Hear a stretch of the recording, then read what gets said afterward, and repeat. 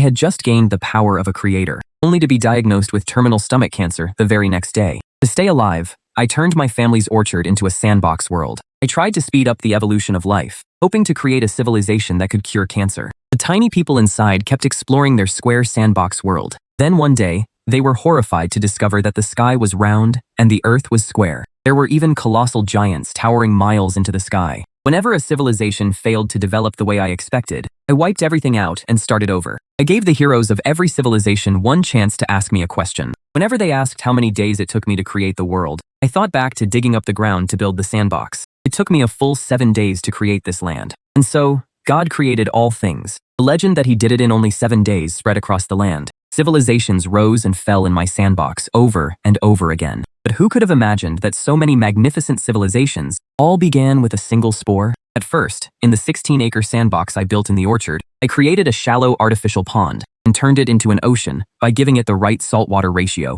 I released a huge number of insectoid spores into this central ocean and sped up their cell division 10,000 times. For every day that passed in the real world, 10,000 years passed in the sandbox. Even so, it wasn't until the 5th day that these single-celled organisms began evolving into plankton. The central ocean became visibly murky, so I quickly set genetic limits on the spore's size. I couldn't let these creatures evolve to become too large. By the afternoon of the 6th day, after 5 days of a Paleozoic ocean filled only with single-celled life, multicellular organisms finally appeared in the water. In just a few minutes, it was like watching a nature documentary in fast forward. Species appeared and went extinct within seconds, only to be replaced by the next wave. But when the sun went down, just as I expected, the sandbox world faced its first mass extinction. A 12-hour night meant this world would be without sunlight for 5,000 years. Huge numbers of aquatic plants withered and sank to the ocean floor. The world was completely lifeless in the darkness. My sandbox environment was too small. With so few organisms, there weren't enough for new species to evolve and adapt. But my ocean was home to highly adaptable single-celled insectoids.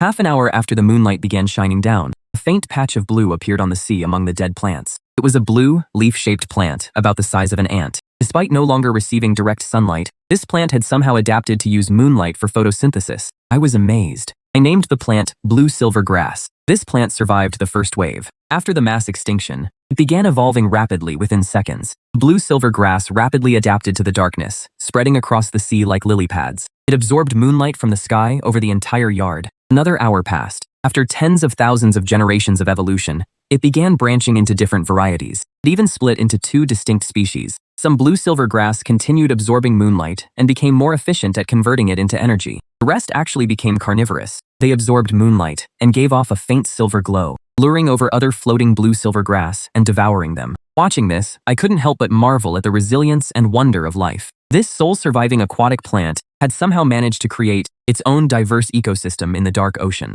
On a whim, I decided to record everything, so I quickly found a black notebook. I opened to the first page of Genesis and wrote, "The Dark Age." The world suddenly changed. The sun set and the moon rose. The world plunged into 5,000 years of endless darkness. 99% of marine life went extinct. Only blue-silver grass survived. In this dark ocean, blue-silver grass became the dominant species of the age. I gazed at the pond, now an ocean teeming with life, and waited eagerly. Marine animals would come next. What kind of sea creatures would my Zerg cells evolve into? I stayed up all night waiting for dawn, but when the 7th day finally began, many varieties of blue-silver grass that had flourished overnight quickly withered. Accustomed to the faint moonlight, they sank to the bottom as if they had been burned. In an instant, blue-silver grass began dying out on a massive scale. By afternoon, a patch of blue slowly came back to life among the dead colonies. It was a 5-pointed, star-shaped blue-silver grass. It had mutated and managed to survive this mass extinction. To adapt to the intense sunlight, it began reproducing generation after generation. Within minutes, this strain lived and died through countless generations.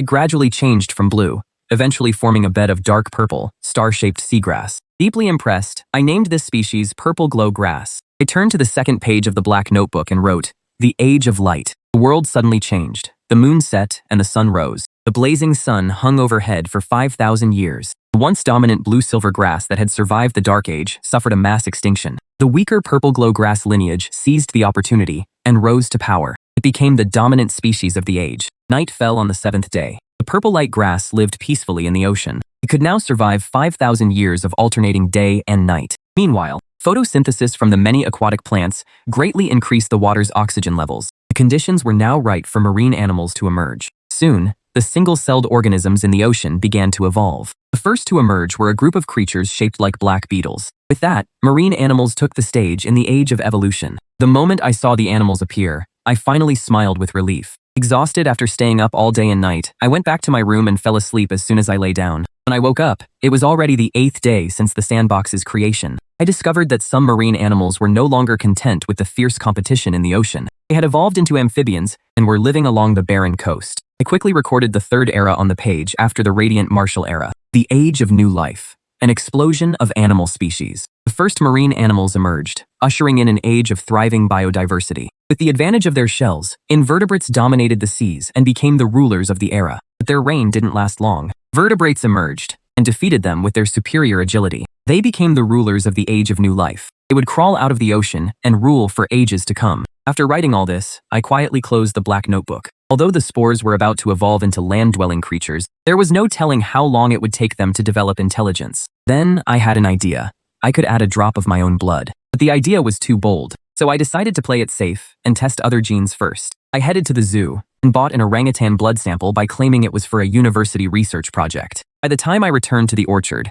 the entire 100-acre miniature sandbox had become a small ecological world. The mountains and rivers were covered in lush greenery. The plains were filled with strangely shaped trees. Animals were even swimming in the rivers. I entered the vast 100-acre testing ground and eventually chose a beetle-like species. I placed them in a brand new testing ground that was only 1 square meter in size. Then I injected fresh blood into them and sped up time. All the creatures that couldn't survive the blood rejection died. Tens of millions of beetles died in just 2 days. From among the survivors, I selected the small group that had fused with the blood most successfully. I named them insect apes. The insect apes looked remarkably human, but unlike humans, they had round plates of black armor growing on their backs. It took me 2 full days to create the insect apes. In the orchard's 16-acre sandbox, 20,000 years had already passed. Powerful species had emerged. Trees towered into the clouds. Countless giant species had appeared. The sandbox had entered a terrifying age, much like the Jurassic period. The largest was a beast with a black disc on its head. It had reached the size limit I'd set, about the size of a cat.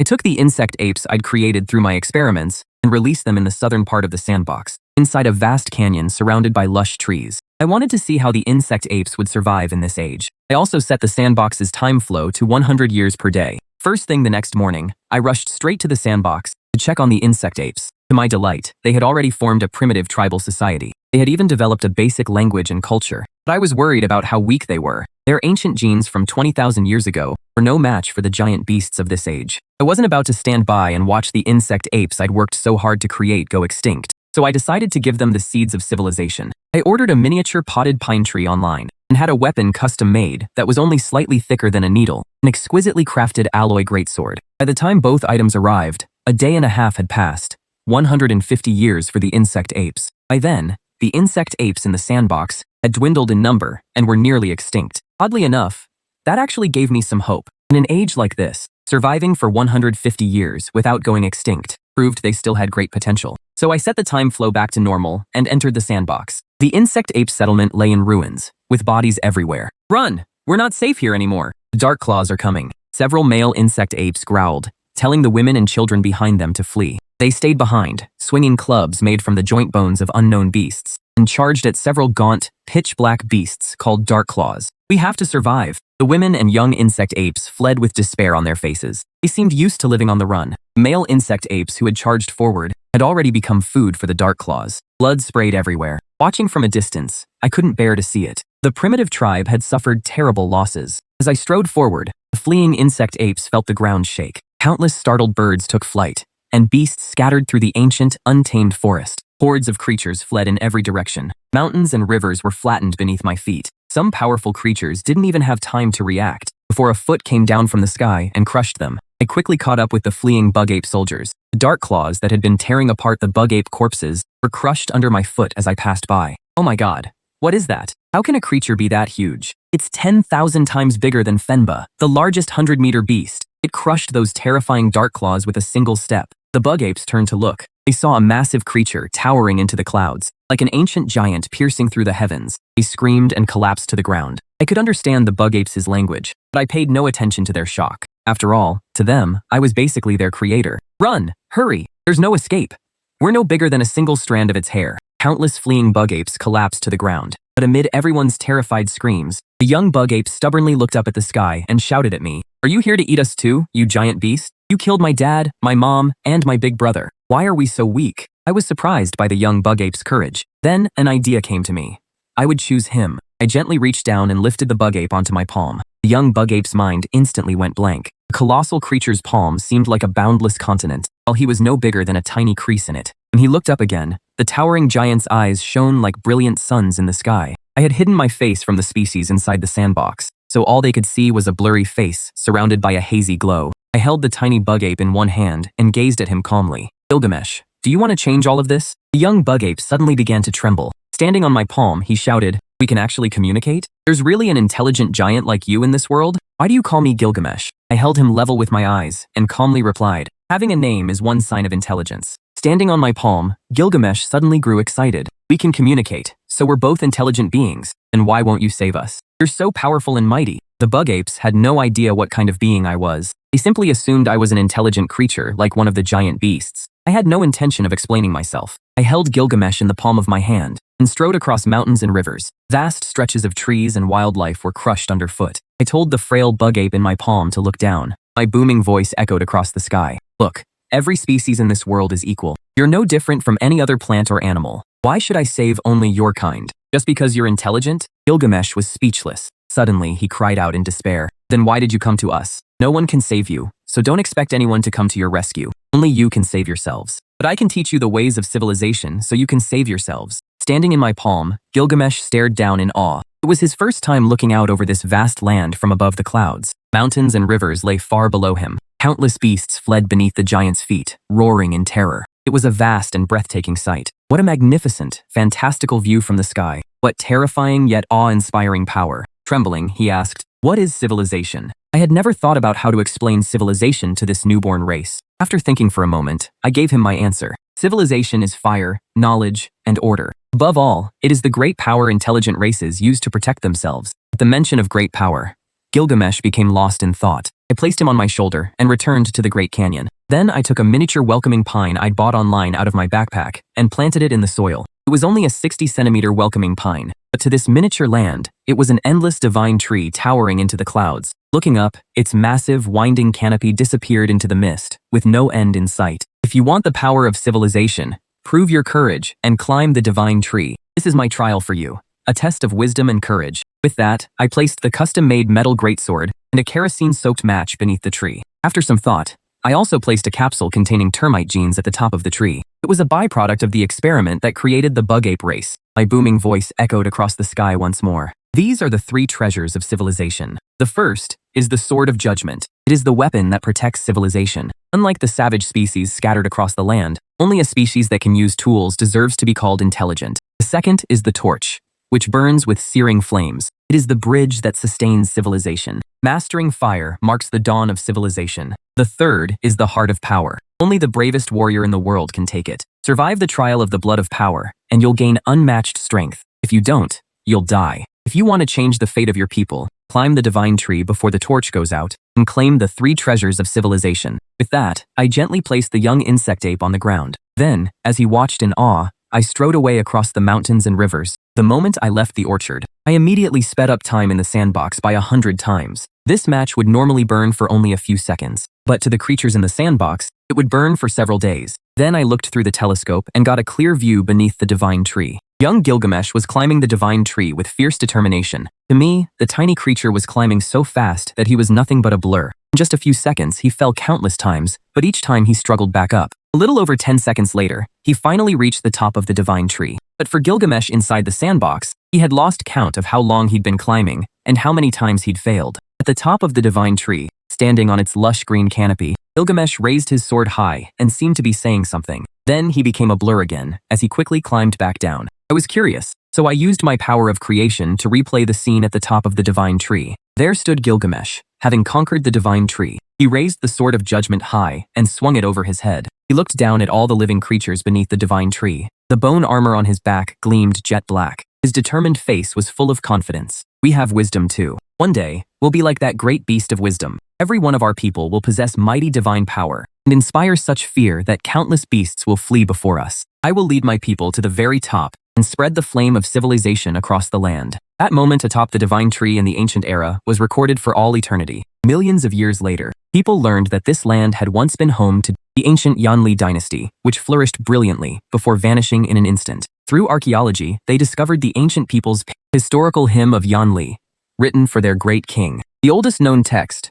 Genesis, Yanli, ancient history, records, the beast of wisdom stood over 20 miles tall, with a divine face, crushing mountains and the earth beneath its feet. It sent down the divine tree, created a trial of wisdom, and bestowed the 3 treasures of civilization upon the young hero king Gilgamesh. When I woke up the next morning, a full century had passed in the orchard's sandbox world. For 8 men with an average lifespan of 40 or 50 years, 2 generations had already passed. I was curious to see what had happened. After 2 generations, had Gilgamesh, that innocent young man from back then, already died of old age? The answer was no. He had quite a surprise in store for me. For the first 10 years after I left, Gilgamesh continued to lead his people as they fled. He was amazed that such incredible things existed in the world. Fire could cook food, scare away beasts at night, and keep them warm on cold nights. No wonder the beast of wisdom had said that fire marked the beginning of civilization. As for the sword of judgment, in this vast primeval forest, it was an unbeatable weapon. With its sharp blade, Gilgamesh killed countless beasts, finally giving his struggling people the power to fight back.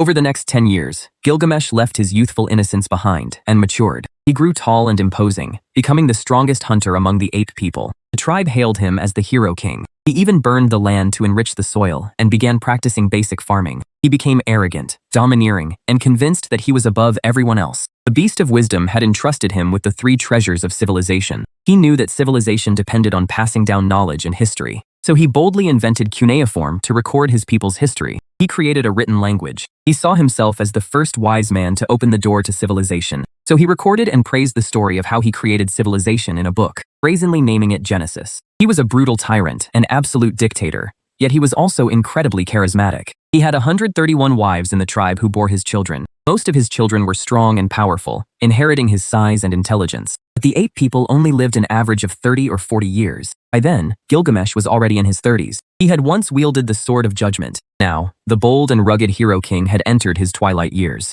Inside a wooden treehouse, flames roared in the fireplace. Gilgamesh sat calmly in a massive chair woven from dark claw fur, gazing into the flames as he murmured, "That is the flame of civilization, given to me by the beast of wisdom. It's so beautiful and radiant, like the dancing center of a fiery red flower." Gilgamesh's once towering body had grown old. He turned to look at the beast heads mounted on the wall. They were the remains of all kinds of giant beasts from this land. He had lived a truly glorious and remarkable life. He had fulfilled his childhood dream, and he was satisfied. His son Artoria had already been chosen as the tribe's next chief. He was every bit as capable as Gilgamesh and could lead the tribe to continued glory. Gilgamesh could clearly feel his life nearing its end. Death was unavoidable for all living things. He had almost resigned himself to his fate. Then he quietly took out the blood of strength from all those years ago and sighed. "I have nothing left to worry about." Back then, the beast of wisdom had said, "Only the bravest warrior in the world can take this 3rd treasure." Am I the bravest warrior in the world? Let's find out. The aging hero's clouded eyes slowly opened.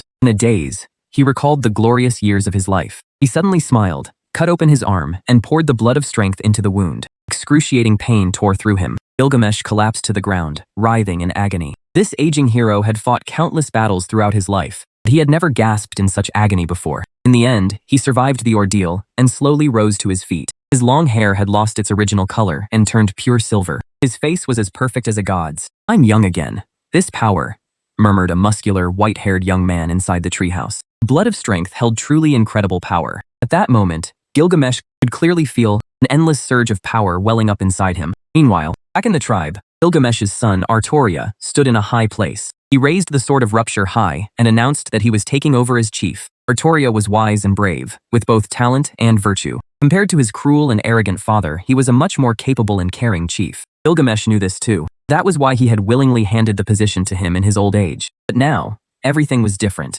Artoria was kind and deeply loved by his people. He had always shown his father the utmost respect and had never thought of taking his father's position. Even so, Gilgamesh would not allow any potential threat to remain. "I'm back. The position of chief is still mine." That day, blood was spilled and cries of anguish echoed throughout the Yanli tribe. Gilgamesh, the king of heroes, killed his son, reclaimed his position as chief, and began his second life. During the first 10 years of Gilgamesh's second life, he led his people in building houses out of stone. The ape race officially entered the Stone Age and began resisting the giant beasts. After taking the blood of strength, Gilgamesh gained termite genes. He could could easily uproot century-old trees and had the strength to move mountains. He led his people in their fight against the giant beasts. After 13 years of war, he chose to challenge the most terrifying being in the land. Fen Baba, a 100-meter giant beast said to possess the greatest strength in the world. Fen Baba ruled this continent during the age of giant beasts as the king of beasts. It was also the creature that had once evolved to the size limit of my sandbox. Gilgamesh and Humbaba fought for 3 days and 3 nights. The earth split open, canyons crumbled, and countless giant beasts fled the forest. That day, Gilgamesh was drenched in blood, holding the sword of rupture in one hand and dragging the corpse of Humbaba, the 100-meter giant beast, with the other as he returned. With just one hand, he dragged Humbaba's corpse, which was as massive as a towering hill. The people of countless tribes were awestruck and filled with pride. They wrote songs praising his strength. The mightiest hero king in history was going to found a nation. The moment he returned, he looked at the people of the Stone Age tribes and made this declaration. The tribes instantly erupted in celebration. The people wept with joy, knowing full well that under the leadership of this great hero king, their days of wandering and hardship were over. They would no longer have to fear the savage giant beasts. A new age of civilization had begun. History is written by the victors. Gilgamesh left no record of his own atrocities. Instead, Genesis recorded his heroic deeds. The Yanli dynasty's court chronicles state that Gilgamesh drank the blood of power and slew the legendary giant beast Humbaba, then moved massive stones into a ring to establish the first city-state in history, Gravel City. As time passed, Gilgamesh, unrivaled throughout the land, dedicated himself to advancing civilization. He worked tirelessly to govern, heroic and charismatic, yet also cruel and arrogant. He created currency, standardized the language, and built cities. But he also cruelly divided people into strict social classes. At great cost to his people, he sent countless warriors to explore the world's boundaries. He was the people's great hero king, but he was also a ruthless tyrant. In the 87th year of the Yanli dynasty, Gilgamesh was 127 years old. The royal capital, Gravel City, had reached a staggering population of over 10 million. Countless slaves were traded there. They had even built an arena for beast fights to entertain the nobles. The tribespeople from those days had long since died, and decades had passed. Their descendants no longer remembered the suffering and struggles of their ancestors. Surrounded by comfort, they gradually fell into decadence. Yet the king of Yanli remained as mighty and imposing as ever. Inside the dim, shadowy royal palace of Gravel City, a tall, handsome man stood calmly before an exquisite throne made of white bone.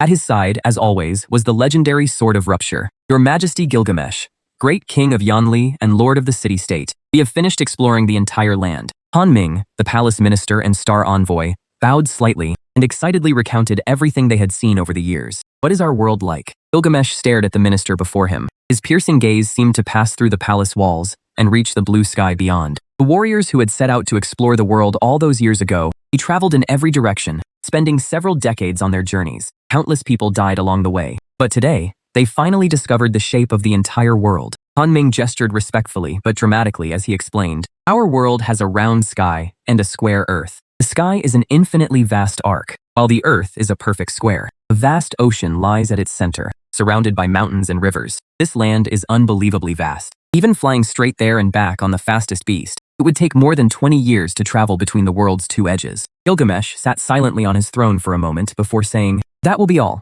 You may go." "Yes, your majesty." Han Ming got up to leave, then suddenly stopped. He turned and looked at their king with reverence. This great hero king had led them out of the caves and helped them establish tribes. He had led them from the Stone Age into the Farming Age, and then the Age of City-States. He had slain Fenba, the most terrifying king of beasts, and led them into one new age of civilization after another. More than 30 years ago, Han Ming had been a young adventurer. His Majesty had summoned him to the palace and ordered him to map the city-states. 30 years later, he returned to the Yanli capital with his mission complete. He was no longer a young man, but a frail, trembling old man. His eyes were clouded, and he didn't have much longer to live. Yet his Majesty looked exactly as he had before, completely untouched by time. What a truly great ruler. Han Ming's body trembled, his eyes filled with fervor. For more than a century, his Majesty had no longer displayed his power. No one knew just how powerful he had become. Perhaps one day, this ageless, immortal king would lead the people of Yanli into the next age of civilization. Our world has a round sky and a square earth. Once everyone had left the palace,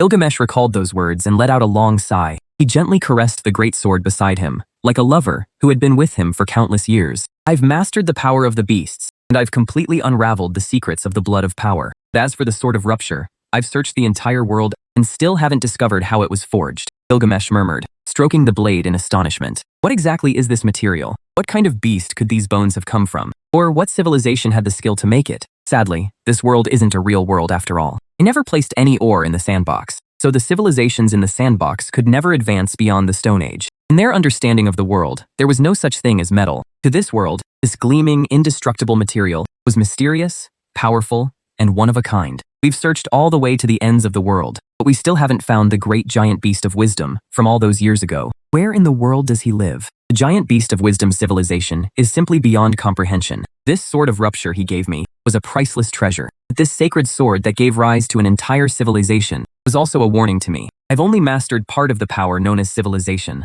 Everything else remains a mystery. Even the secret of how this sword was forged fills me with fear. The sword of rupture feels like a blade hanging over my head, its tip poised above me, ready to fall and take my life at any moment. The power of civilization is truly something to long for. Gilgamesh sat on his throne, like a lion that had long been asleep. His gaze slowly drifted into the distance. In a daze, he recalled those distant days from over a century ago. That towering figure from long ago, a colossal giant who reached into the heavens, radiant and divine from birth, held his younger self in a massive palm, and looked down upon the mountains and rivers below, entrusting him with 3 treasures of civilization. It was a sight he would never forget, still as vivid as if it had happened yesterday. Sadly, my life is nearing its end once again. The blood of power no longer has any effect on me. I want to live a third life, great giant beast of wisdom. I want to see you again. Unfortunately, I was having dinner and chatting with my neighbor's younger sister at the time. I didn't hear Gilgamesh's plea. Of course, even if I had heard him, I would have ignored him. Those who grow old must eventually die.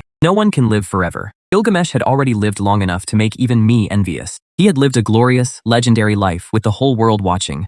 What could he possibly regret? But I had underestimated Gilgamesh's desire to live. After experiencing the terror of death and the gift of rebirth, he became utterly terrified of death. This heroic king wanted to live a third life. In the 102nd year of the Yanli dynasty, Gilgamesh was 142 years old. This legendary king, who had already lived 3 times longer than an ordinary citizen, was finally beginning to look old. Shocked and enraged, he issued a decree mobilizing the entire nation to find the giant beast of wisdom. He also summoned gifted people from across the realm to brew elixirs and study black magic. For a time, countless giant beasts in the ancient forest were slaughtered. Every part of their bodies was used for experiments. Even the once thriving Darkclaws were nearly wiped out because of this. This marked the beginning of the infamous Age of Tyrannical City-States. 13 years later, a court sorcerer created a life-extending elixir. It successfully extended Gilgamesh's life, but he soon developed a resistance, and after several doses, it stopped working. Gilgamesh once again began an unstoppable decline. Death is something no living creature can escape.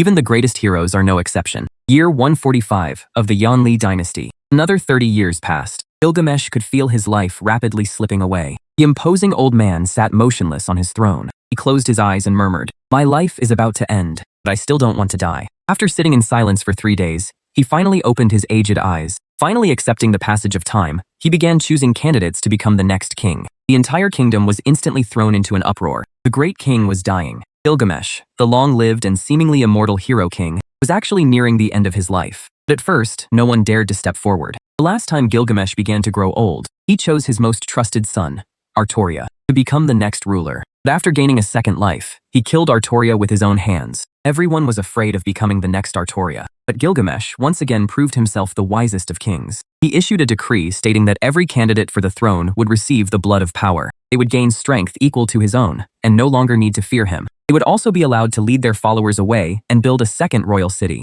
The blood of power, plus permission to build their own city. The news stunned the entire kingdom. Countless merchants, slaves, commoners, nobles, and craftsmen flocked to the palace. In the end, countless people passed the trials, only to die when the blood of power rejected them. Only Enkidu, a warrior of the forest, and Landar, a fierce general from the grasslands, survived after receiving the blood of power. Each of them founded his own city-state. 2 successors bearing the blood of power had emerged. They would soon take over the throne from the aging Gilgamesh and lead Yanli civilization into the next generation. Civilization began with Gilgamesh, but it could not be allowed to end with him. Year 175 of the Yanli dynasty. 3 kings ruled side by side, governing the realm together. The Yanli city-states entered an age of unprecedented prosperity. Then Gilgamesh suddenly felt death come for him. He began his final struggle. He summoned the finest craftsmen and built a temple to the great beast of wisdom, even more magnificent than his own palace. Inside the massive stone temple stood a towering statue of a giant. A colossal giant, bathed in radiant light, held the young hero King Gilgamesh in one hand and gazed sternly down upon the land. Its entire body radiated a brilliant white divine light. That day, Gilgamesh led his ministers, and millions of people across the nation in worship of the great beast of wisdom. He hoped the great beast would sense his sincerity. If only he could see the great beast of wisdom once more before he died. Tears streamed down Gilgamesh's aged face. Nearly a century had passed. With death from old age fast approaching, Gilgamesh led all the palace ministers in worship at the temple, pleading once again to see the great beast of wisdom. Great beast of wisdom, Gilgamesh wishes to see you again. The hero king prayed with all his heart, all for one more chance to see the mysterious great beast of wisdom, who had given him civilization's 3 sacred treasures. The commotion was so great that while I was out walking with the girl next door, I suddenly received a message from the creation mainframe. I felt a little emotional, but still decided to visit this old friend. It was also time for me to rein in the insect apes. I never expected that just a few days after I sped up time in the sandbox, it would destroy countless ecosystems and drive many species to extinction. And it was all for Gilgamesh's dream of immortality. I restored the sandbox's flow of time to normal, and strode into the sandbox world. At that moment, the creatures in the sandbox felt the ground tremble slightly. Mountains, rivers, land, and seas all seemed to shake. Trees were crushed underfoot, and enormous footprints were left in the valleys. Countless beasts fled through the dense forests. Gradually, the entire royal city of Yanli began to tremble as well. What's happening? Is the city about to collapse? At that moment, Gilgamesh was leading his ministers in worship before the stone statue. Suddenly, he seemed to sense something. For the first time, the aged face of the great hero king lit up with childlike joy. After 200 years, the great intelligent being I saw as a child, the great beast of wisdom who gave me civilization's 3 treasures, has finally returned. I gazed at the vast city of Yanli, home to a full 10 million people, and marveled at it. To me, it was only the size of a basketball court, but for a city built by tiny insect apes, it was truly magnificent. I looked down at the city's beautifully crafted altar and temple. Beneath the towering stone statue, the snow-white, elderly hero king looked up. He held the sword of rupture and gazed at me with tears glistening in his eyes. I looked down at the white-haired old man, his face covered in tears, and felt a wave of emotion. That innocent young insect ape I once held in my palm, the boy who once stood atop the giant tree, holding the sword of rupture and roaring defiantly at the heavens, was now in his twilight years, nearing the end of his life. Yet it felt like only yesterday that he was still that ambitious, hot-blooded young man. Gilgamesh, have you been well all these years? I asked softly. My voice pierced the vast sea of clouds and rang out across the bustling royal capital of Yanli below. Leaning on the sword of rupture, Gilgamesh trembled. I've been doing all right, I suppose. His throat was dry and his voice hoarse as he looked up at the sky. The giant towered high into the clouds. Even though he had seen it before, the magnificent sight still moved him. Over 100,000 feet tall, the immense giant rose straight into the clouds. Its torso seemed to hold up the entire world. A brilliant white glow hid its face. A faint, holy white light shone through the clouds, hiding its true appearance. The giant looked down over the entire city of Yanli. Majestic, solemn, and sacred. No words in the world could describe its breathtaking beauty. Oh my God, it really exists. The city's more than 10 million residents, whether merchants dressed in fine leather or slaves in ragged clothes. All the commoners and craftsmen stopped what they were doing. They came out of their homes and stood in the streets, staring up at the colossal giant piercing the sky. This is the legendary beast of wisdom that gave us civilization. It really is a colossal giant over 100,000 feet tall. What a magnificent being, rivaling the sun, moon, and stars in the sky. Everyone was overwhelmed by the sight. Their minds went blank as longing, fear, and awe washed over them. Countless emotions mixed together, finally turning into unmatched reverence. Gilgamesh saw the same astonishment on the faces of the nobles and ministers around him. He couldn't help but chuckle. He remembered the first time he had seen the beast of wisdom. He had felt the same overwhelming awe. After a moment of silence, Gilgamesh looked up with longing in his eyes. Beast of wisdom, I've fulfilled the legacy of civilization you entrusted to me over a century ago. 10,000 meters above the ground, I seemed to pass through the vastness of eternity. I spoke, and the giant's voice pierced the clouds, raining down over the royal capital of Yanli below. Your great achievements will be recorded in the Yanli epic, Genesis, which you ordered to be written. You will be remembered as the first and greatest hero king in the history of Yanli civilization. Gilgamesh, future generations will sing your praises. Your glory will endure for thousands of years after your death, living on in epics passed down through the ages. That's not what I want. Gilgamesh suddenly became agitated. Then, what do you want? I want eternal life, just like you. Gilgamesh looked up at the giant, towering into the clouds, his eyes full of longing. I'll give up everything and pay any price. Please grant me the treasure of immortality. Hearing this, I fell silent. At that moment, this king had nearly everything in the world: glory, power, and wealth. Even the world itself belonged to him, yet he still wasn't satisfied. I want immortality too. I'm terminally ill and could die at any moment. I deeply envy the magnificent life Gilgamesh has lived. A life story that reads like an epic. Gilgamesh, you're too greedy. I don't have any treasure that can grant immortality. I calmly looked at the aging king. Earth, aging, illness, and death are the natural order of life. I can't change that. At the end of life, everyone longs to keep living. At that moment, rank and status mean nothing. The boundaries between countless civilizations no longer matter. Whether emperor or ant, all eventually become bones beneath the earth. I gazed deeply at Gilgamesh. Then I looked down at the kingdom below, filled with emotion. That's impossible. Gilgamesh forced the words out through his hoarse throat. He stared up at the sacred face surrounded by clouds. No, you're lying to me. You can do it. I know you can. He stared at me with burning intensity, towering and majestic like a mountain range, with a body as strong as solid rock. More than 200 long years had passed. Even he, who had consumed the blood of strength, had grown old. Yet time had never left a single mark on this great giant. For him, time seemed to stand still. To Gilgamesh, the beast of wisdom was immortal. What incredible power. What an enviably long life. Gilgamesh's lips trembled as he suddenly threw back his head and roared. So you didn't come because I summoned you.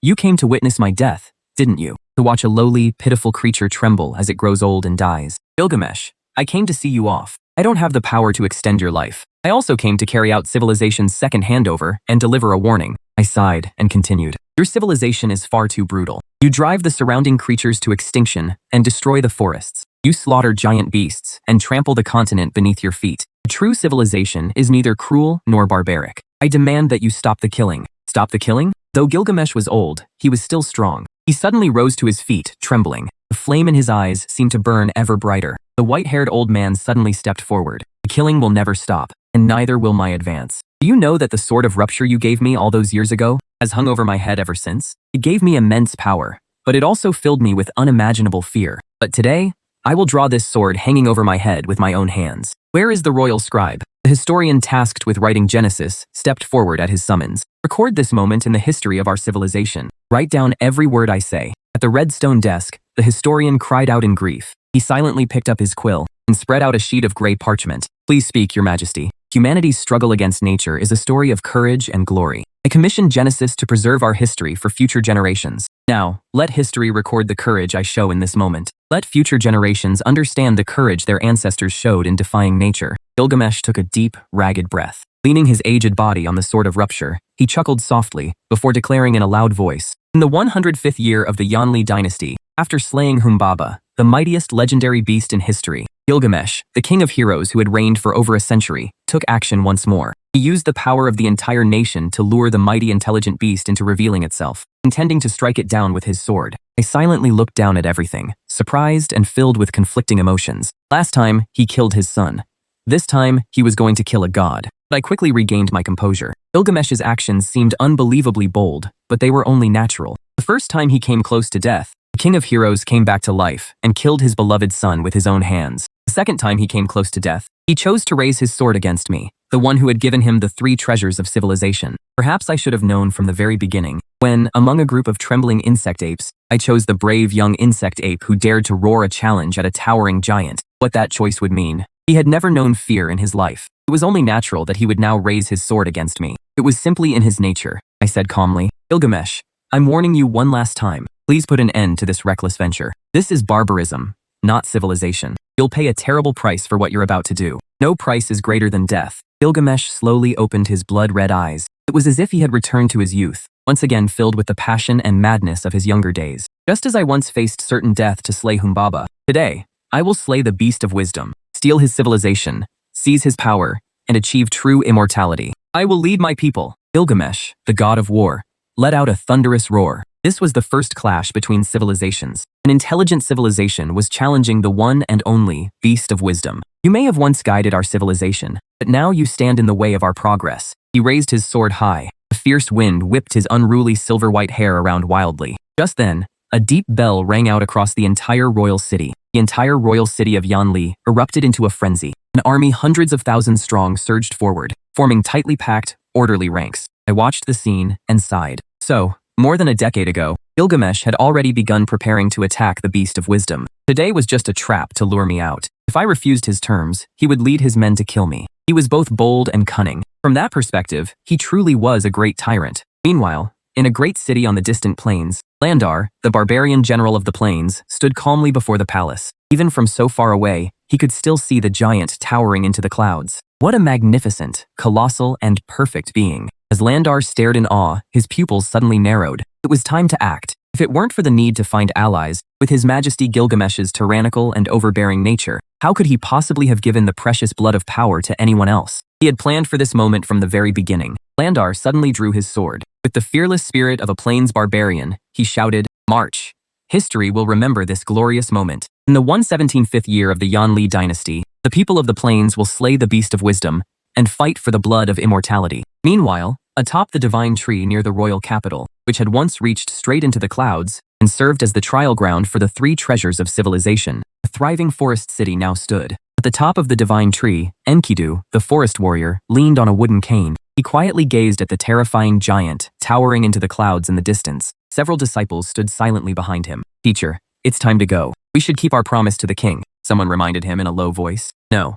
We of Enkidu Forest City will do nothing." Enkidu sighed. Even from so far away, the terrifying giant towering over the royal city made it hard for him to breathe. "Are you afraid, teacher?" A blunt disciple couldn't help but ask. If the three strongest kings of the royal cities join forces, even the legendary beast of wisdom might be defeated. "I'm not afraid. I don't fear death. What I fear is giving up something more important than life. My civilization and wisdom. They won't let me slaughter, like a savage beast. Beast of wisdom who gave us civilization and saved our people. Without gratitude and honor, we'd be no different from beasts." The disciples fell silent. Their teacher was one of the three most powerful rulers of the royal cities, a great forest hero who survived after receiving the blood of power. But now, he had chosen to defy the royal decree. "My refusal to fight is an unforgivable crime.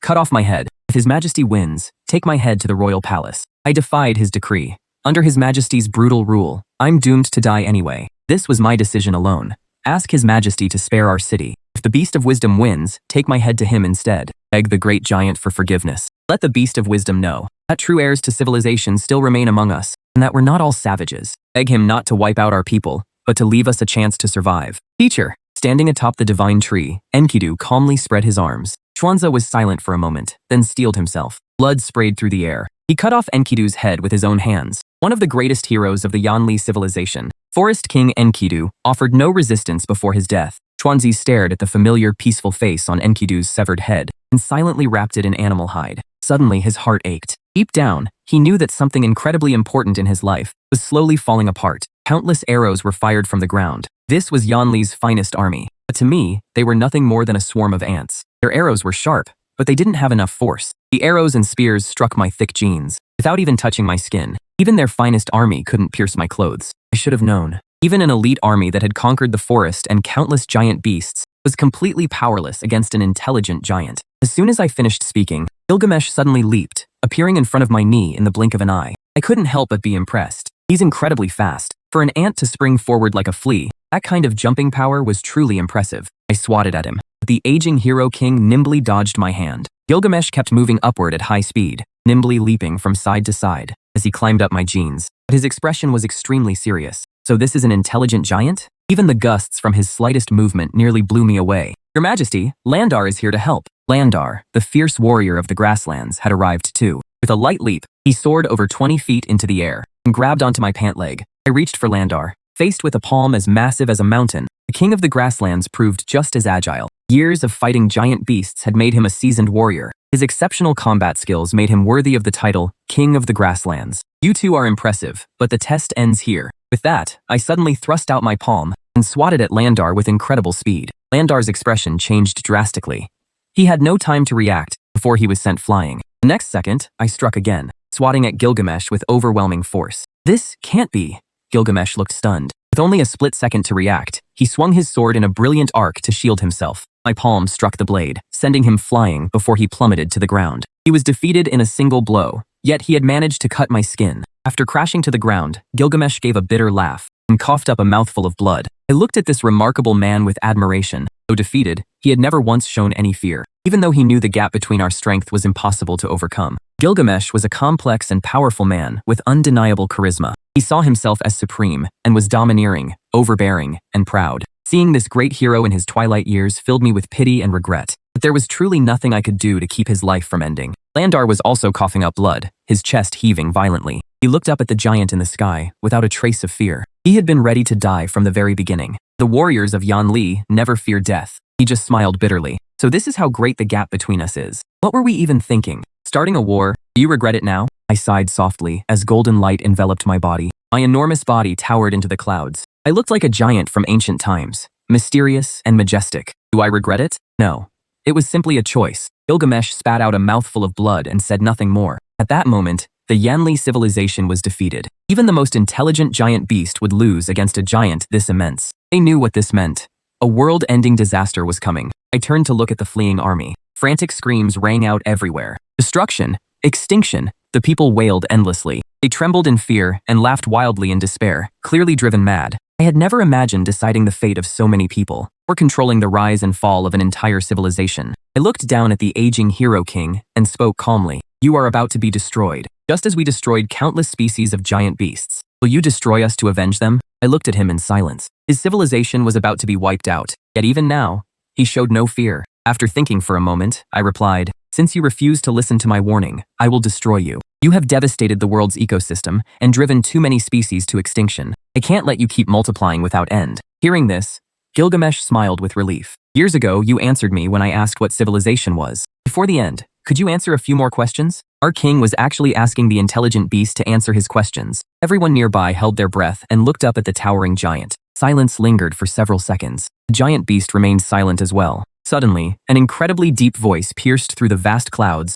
and descended upon the shattered Yanli royal capital below. Ask your questions. In that instant, the whole world seemed to fall deathly silent. Not a sound could be heard across the blood-soaked land. Countless fleeing soldiers stopped in their tracks and turned to look up at the giant in the sky. How will you destroy us? I'll use water. After thinking for a moment, I calmly added, I'll unleash a massive flood to wash away and drown your entire civilization, erasing every trace you ever left behind. In an instant, the whole world held its breath. Everyone fell deathly silent. The land is too filthy, filled with sinful people. So the beast of wisdom will unleash a massive flood to cleanse this land of its sinful people. But no matter how powerful the beast of wisdom is, how could he possibly unleash a flood that covers the entire world? This is beyond the power of any beast. This is clearly, everyone's breathing quickened, their faces filled with horror. For a moment, they couldn't think of a single word to describe the legendary beast of wisdom. My second question.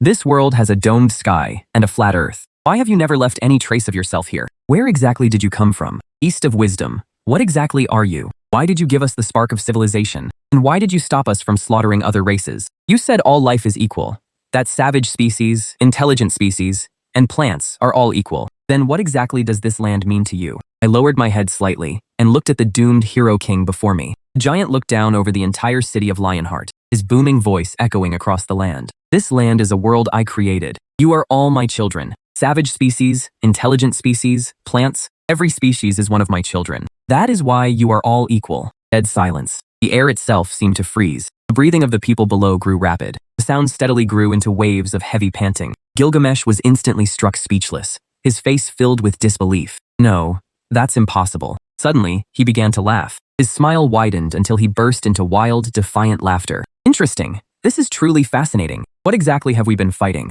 So the legendary beast of wisdom was only a beast in our eyes. He isn't really a beast at all. He is the almighty Lord who created all things, the creator of the world. A being like this should be called a god. The tribal people of this land had never had any concept of a god, but now they did. In my arrogance, I once named the book recording the history of the civilization I created, Genesis. I believed I had created a civilized world, but in truth, the great beast of wisdom was the one who created this world. All living beings are his people. What incredible power. And yet I actually dared to. Gilgamesh's voice suddenly fell silent. Then his laughter rang out to the heavens. He laughed more and more wildly, but I felt nothing. The colossal giant towered into the clouds, standing at the edge of the royal city. He quietly watched the doomed hero laugh. I had always been patient, so I let him have his final moment of arrogance and defiance. One last question.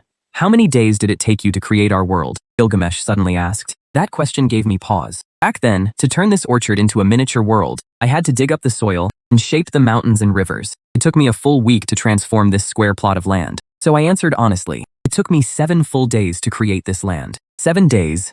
God created everything in just 7 days. Gilgamesh was stunned. He clutched his stomach and laughed hysterically, with tears streaming down his face. In that instant, he seemed to hear something shatter inside him. It was the sound of his heart breaking. His pride and defiance were completely crushed in his final moments. There is no greater sorrow than losing all hope. 7 days. As he laughed, his consciousness faded completely. In a daze, he remembered standing in that enormous palm as a child and asking the giant his very first question. What is civilization? Civilization is fire, knowledge, and order. It is also the greatest power an intelligent species has to protect itself. Gilgamesh's laughter grew louder and louder, carried by the breeze over the hills, across rivers and through forests. Across the land, all his subjects looked up in a daze, as if they could hear the epic lament of the king of Yanli. Countless people wept and wailed, singing an unknown Yanli lament, a mournful folk song for the fall of a great king. On that day, at the edge of the Yanli royal city, Gilgamesh, the great legendary hero king of his age, reached the end of his life and faded into the dust of history. I sighed as I watched the hero king pass away. I never wanted to fight over anything. I gave you everything you wanted and answered every question honestly. I simply don't have the power to make you immortal. I was on the verge of death myself. Why put yourself through all this? The king is dead. Our king, Gilgamesh, the greatest hero king in history, he raised his sword against the creator. He's dead. We've been defeated. Countless apes wailed as they fled in panic. I silently watched it all from above. But where could these apes run? To the edge of the world? Incredible. Truly incredible. Court historian Han Ming stood atop the towering walls of Yanli's royal capital. He watched the great hero king fall. The horrifying truth left him drenched in cold sweat. I must record everything before I die. I must leave the truth about this world to future generations. His whole body trembled, and sweat soaked his arms. He had just finished recording Gilgamesh's heroic challenge against the beast of wisdom. Then, still trembling, he opened the book again. He quickly began writing a new chapter on the next page. The Yanli Kingdom chapter of Genesis reads, "The beast of wisdom was actually the creator. In his later years, Gilgamesh became arrogant and conceited. He tried to raise his sword against the Lord and use divine blood to gain immortality. In the end, he brought God's wrath upon himself. Seeing the terrible sins of the people on earth, God decided to destroy Yanli civilization. He sent a world-ending flood to wipe out all life. The sky shook, and the earth wailed. Tension gripped the royal capital, and its people were terrified. Trembling, panic, chaos. Repent. God will punish us for our arrogance and break our backs. The great flood will destroy our world and wipe out our civilization." Just then, a blond young man carrying a bundle came to my feet. He opened the bundle, revealing the head inside, and shouted, "Great beast of wisdom, Enkidu, the king of the forest, begs your forgiveness." I was taken aback. Only 2 of the 3 kings had come. The king of the forest had been absent. Xuanzhe dropped to his knees and pleaded. He pressed himself flat against the ground. "We people of Yanli are not all savages. My mentor Enkidu proved that with his death. He chose to defy the king's command, rather than raise his sword against the benefactor who gave us civilization. We are not all wicked. When you deliver your divine punishment, please give the people of Yanli one last chance to survive." His words reminded me of the king of the forest's noble act, and I sighed. The truth is, I never expected Gilgamesh to do anything so reckless, and I never intended to wipe them out. They were simply too reckless and full of themselves. Such reckless defiance and disrespect, such cruelty and savagery, would ultimately come at a price. Lead your people in building an ark from the great divine tree. Preserve at least 1 pair of every creature in the world. With the space left, take the righteous people of Enkidu's great forest city aboard. I will unleash a great flood at once and wipe out the world. I turned and left. Trembling, excited voices rang out all around me. We may have lost, but our kingdom and people will not be wiped out. A spark of hope will live on. Thank the Creator for his mercy. It's all because Forest King Enkidu showed the Lord our goodwill. We are not savages. We are still worthy of redemption. Praise Enkidu.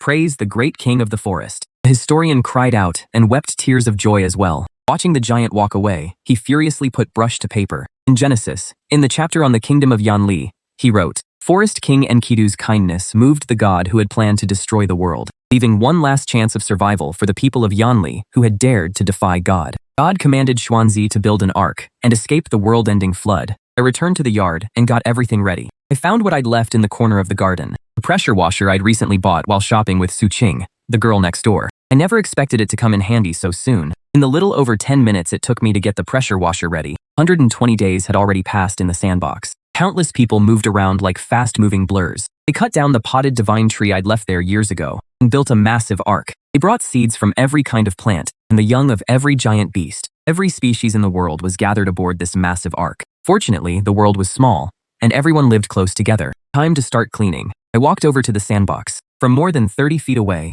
I raised the pressure washer and steadily swept it across the sandbox. A snow-white jet of pressurized water blasted toward the city-state civilization in the orchard. Vast swaths of trees toppled. The great city collapsed in an instant. Countless beasts fled the forest. They tried to race toward me, only to be swallowed by the towering white flood behind them. In an instant, the entire world became a vast expanse of white. Aboard the ark, Xuanzhi and his people stared at the sky in shock. It was an absolutely terrifying sight. It was as if the fountains of the great deep had burst open, and the windows of heaven had been thrown wide. Countless torrents of white water poured from the clouds, washing over the entire land. Only the ark remained afloat on the sea. The whole world was engulfed in a vast sea of white spray. The massive flood was like a towering white waterfall, pouring down from the highest reaches of the sky. Its raging waters swallowed the mountains, rivers, and land. What terrifying power! In an instant, a great flood descended to destroy the world. On the deck, merchants, nobles, commoners, and slaves alike sighed in shock. They were the kindest and most peaceful of their people. God sent the flood to cleanse the sinful land.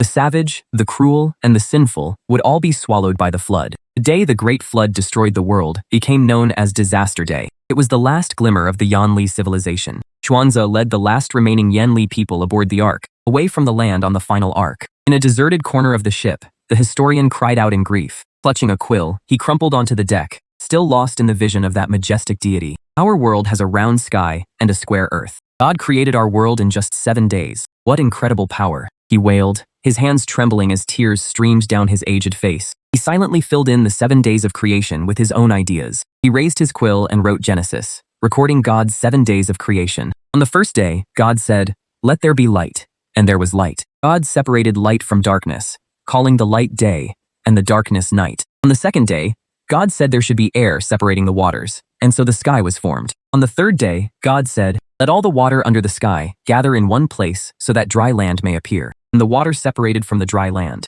God called the dry land the continents, and the gathered waters the oceans. On the fourth, fifth, sixth, and seventh days, all of creation was completed. God rested and blessed the previous 6 days. In the years that followed, people came to accept the historian's imagination as truth. It was as if the God of creation had truly appeared before mortals and explained his 7 days of creation in detail. But why would a god lower himself to explain to his lowly subjects exactly how he created the world? Yet people preferred to believe the story. In the story, God rested on the 7th day. People called it the Day of Rest, the Holy Day. And so a custom spread across the land. People would rest on that day as well. I kept washing everything down for quite a while. Once I was sure I hadn't missed anything, I stopped the pressure washer and quietly turned it off. Then I put it back in the storage room. With that, the sandbox had been reset once again. The insect ape's endless slaughter and rampant breeding had nearly destroyed the sandbox. Now only one pair of each species remained. Sooner or later, the old ecosystem will recover. Hopefully, they'll be more careful after this. The hive subbrain said beside me, "Even if you don't destroy them,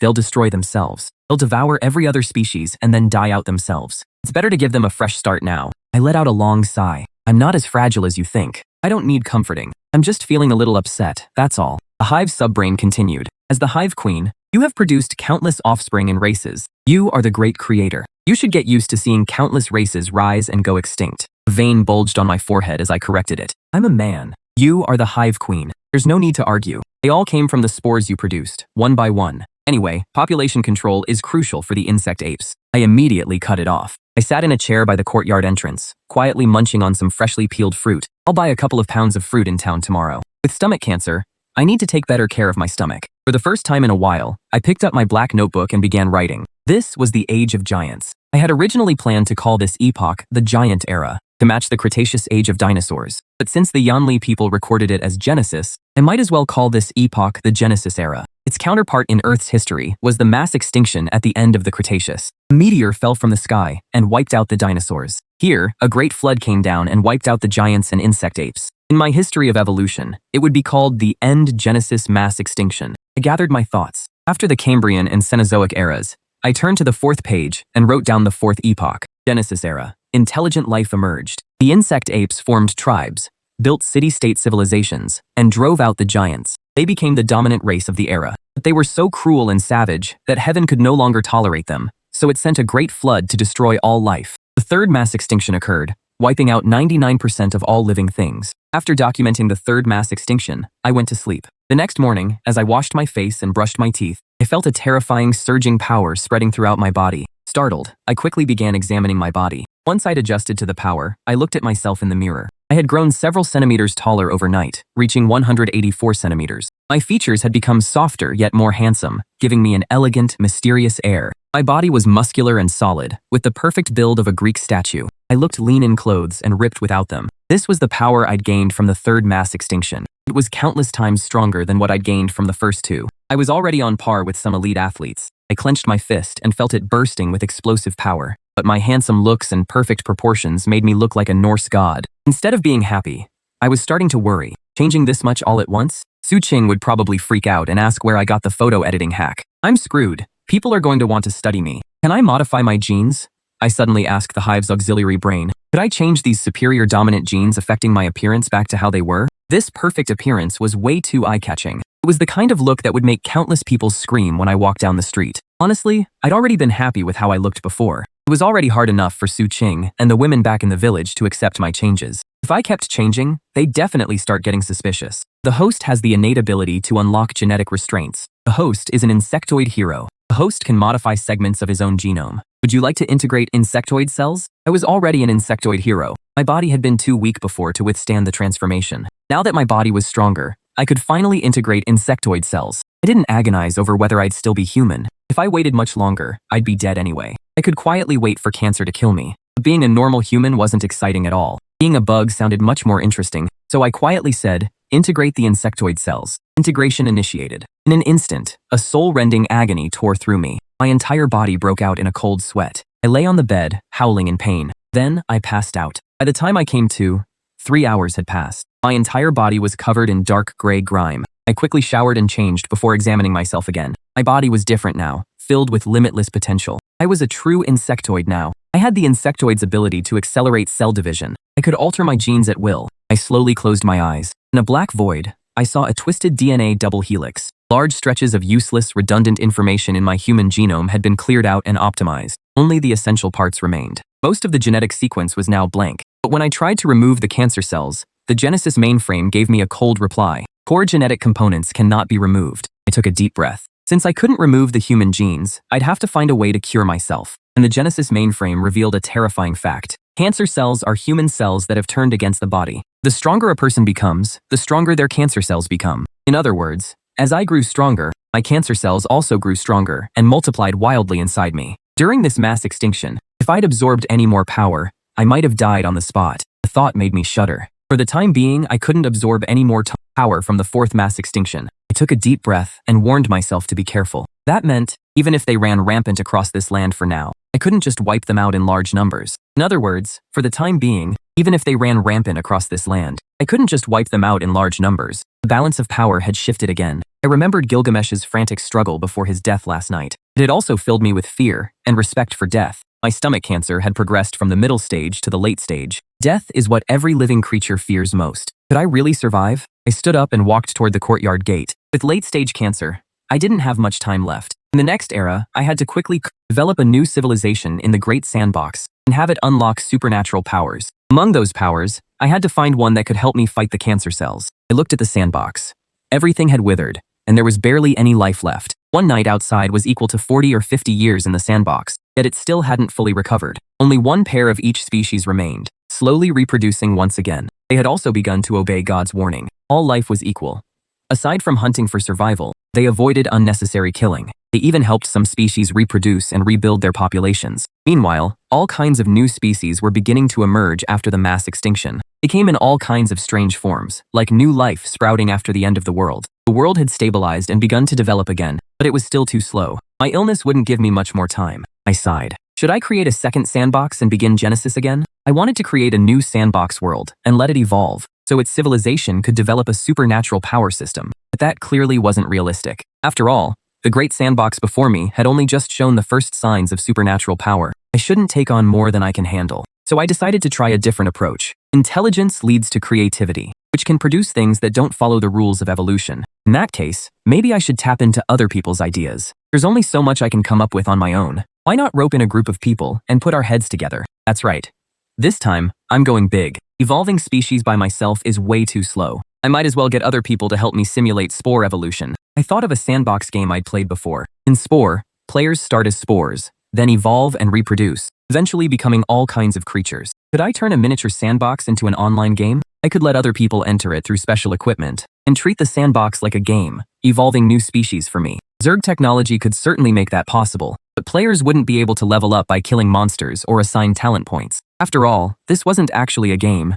It was a real world. I planned to make it an open-world sandbox like Minecraft. I'd speed up cell division 10,000 times for the players and let them evolve their own species, starting as spores. They would control their cells as they divided, grew, evolved, aged, and died, creating entirely new species. They could finish a round of spore evolution in 2 or 3 days. This was just a spur-of-the-moment idea, so it wouldn't take much effort. My main focus would still be the Great Sandbox. From each round of the game, I would select the most unique and promising species, then add them to the Great Sandbox to enrich its world. After all, having the insect apes as the only intelligent species was too limiting. I'd already learned that a single dominant intelligent species could easily destroy the sandbox. How many days would it take to get this done? Only 3 days. Existing VR gaming headsets could serve as the interface, so I set up a 30 square meter miniature sandbox in front of the house and got to work with my hoe. Using the same layout as before, I quickly recreated the sandbox environment. My health had improved. I was still terminally ill, but I had the strength to work again. 1 day later, Chen Wenshan, a longtime Steam gamer, was searching for obscure new games when he found a VR game called Spore Evolution, closed beta. The description promised sandbox farming. Start the game as a single spore. Endless possibilities for species evolution. The perfect choice for casual players. At first, he scoffed at it. He figured it was just another Chinese game developer trying to get attention. But the massive 73 GB file size made him curious. After downloading the game and registering, he put on his VR headset and entered the game. How is this possible?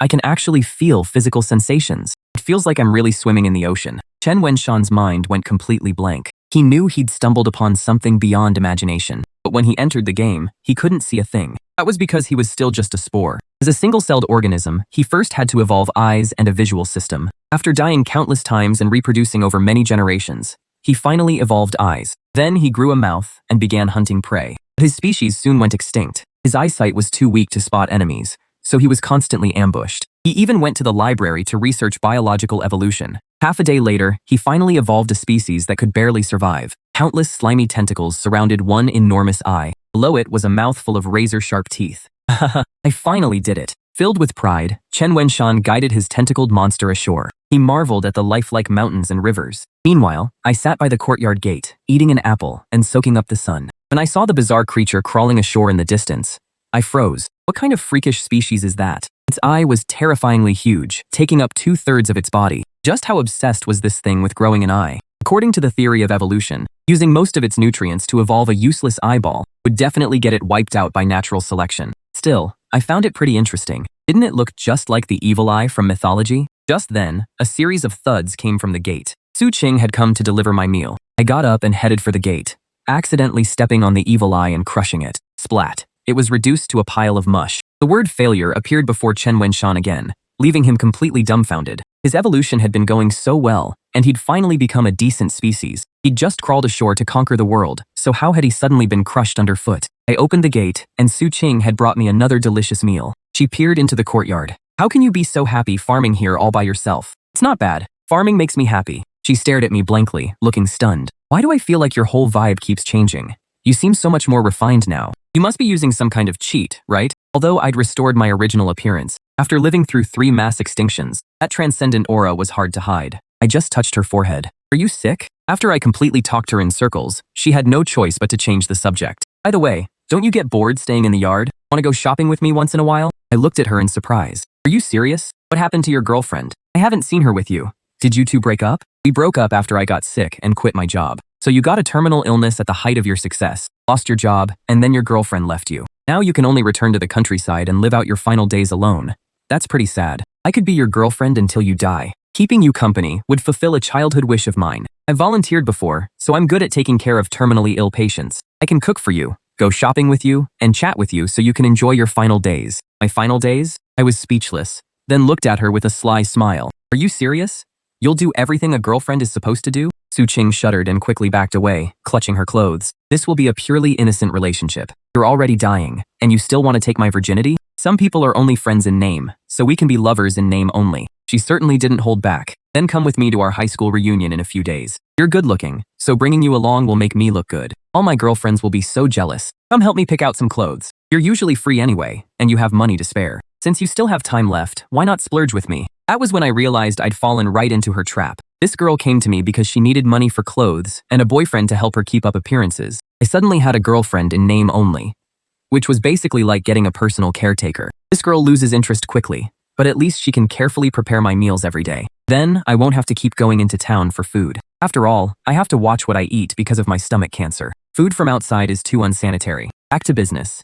I studied the evil eye creature. Although I crushed one to death, the species is still in the small sandbox, though it's now on the verge of extinction. With its eyeball making up 2/3 of its body, it's bound to be wiped out by natural selection. Could it have the potential to become a supernatural species? This creature is simple-minded, violent, and evil. Because of its enormous eye, it's bound to have extremely powerful mental powers. If I leave it alone, it will definitely go extinct. But maybe it's like the insect apes and is just too weak in its early stages. Once it fully develops, it might become powerful. I plan to introduce this species into the large sandbox. Then I'll create a swamp in the 100-acre sandbox, using chicken manure and cow dung to create fertile, rotting mud. As microorganisms ferment it, they'll eventually produce methane, turning the whole area into a thick, muddy swamp. Then I'll release the evil eyes into it and let them survive on their own. There's no competition here, so even the weakest can reproduce in huge numbers. Whether it can eventually become the first transcendent monster is up to it. Meanwhile, the small sandbox game had become a huge hit. The first player, Chen Wenshan, posted a detailed review on the forum. The main highlight was the 100% realistic sensations. Whatever creature you evolve into, you'll feel everything it feels. If you die, you have to make a new account, and there are no guides to follow. At the end of his review, he even wrote, "My goal is to evolve into a legendary dragon, then fly into that yard and poop on the head of the giant peeling apples." He wants to poop on my head? Do you know what happened to the last species that dared to provoke me like that? I silently made a note of that grudge. In just one day, all 100 spots in the small sandbox were filled. Thousands of people online petitioned for more closed beta spots. Why should I care if there aren't enough spots? It's not like I'm making money off you with this game. Make all the suggestions you want. If I take any of them, I lose. I can't be bothered to expand it. It was always meant to be a small game. You can make all the fuss you want. It won't change anything. Unless something unexpectedly amazing happens, it'll stay in closed beta forever. I turned my attention back to the large sandbox. That was the real work. The Yanli people of the previous era had produced only 3 transcendent beings, including Gilgamesh. For the next civilization, I want them to develop a complete transcendent cultivation system. Ideally, they'll evolve into a wizard civilization. Gilgamesh once had his court dark wizard research an elixir of longevity. That was the earliest form of wizardry. I hope a great wizard will emerge, one skilled in alchemy and potion making, who can create something that cures cancer. To establish a complete transcendent system, the sandbox needs all kinds of mysterious and dangerous transcendent species for the wizards to study. I looked at the muddy swamp in the large sandbox. A day had passed. The evil eyes had multiplied rapidly, and some special individuals had even evolved. I was pleased. Over 100 years had passed. With no natural predators in their new environment, the evil eyes multiplied like crazy until they were everywhere. But before long, overpopulation led to fierce competition among them. Food became scarce. They began killing and eating each other. Eventually, a unique evil eye emerged. It possessed a strange psychic power. Any creature caught in its gaze would fall under its spell and obediently walk up to it to be eaten. This first-generation transcendent evil eye quickly rose to the top. It became the dominant force in the swamp ecosystem. With no natural predators, it multiplied rapidly. Through survival of the fittest, ordinary evil eyes were soon slaughtered in large numbers. Soon, the entire swamp was filled with evil eye descendants that could charm their prey. A supernatural species had finally emerged. What immense psychic power! I was slightly shaken. The first supernatural species wasn't born until after the 4th epoch. Just then, I looked at the giant sandbox and saw another major event unfolding. A group of tribespeople had already ventured into the swamp. More than 200 years had passed. The Great Flood was now several generations in the past. The descendants of the Yanli tribe began wearing clothes made from animal hides. They no longer needed thick natural fur to keep warm. Their black body hair gradually thinned. Their thin outer shells disappeared. Their bodies began to stand upright, revealing pale skin. They evolved from thick-furred apes into a humanoid species with sparse body hair. Their builds increasingly resembled those of rugged, muscular Westerners. They had once built a glorious city-state civilization, but now, they were still nothing more than a primitive farming tribe. All their former glory had depended on the hero king Gilgamesh. The great hero king had single-handedly subdued all the giant beasts in the world, bringing humanity to the top of the food chain. But without the hero king, they had nothing. They couldn't advance into the Bronze or Iron Age. How could they fight giant beasts with only crude stone spears and clubs?